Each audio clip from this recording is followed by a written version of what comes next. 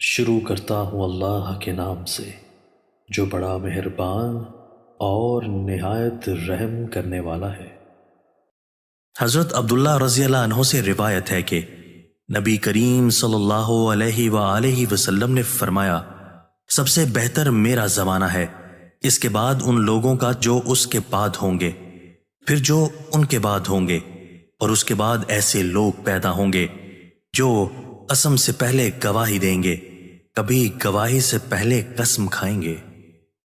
حضرت ابن عباس رضی اللہ عنہ نے بیان کیا کہ میں نے نبی کریم صلی اللہ علیہ وآلہ وسلم سے سنا، نبی کریم صلی اللہ علیہ وآلہ وسلم نے فرمایا، اگر انسان کے پاس مال کی دو وادیاں ہوں تو تیسری کا خواہش مند ہوگا، اور انسان کا پیٹ مٹی کے سوا اور کوئی چیز نہیں بھر سکتی، اور اللہ اس شخص کی توبہ قبول کرتا ہے جو دل سے سچی توبہ کرتا ہے۔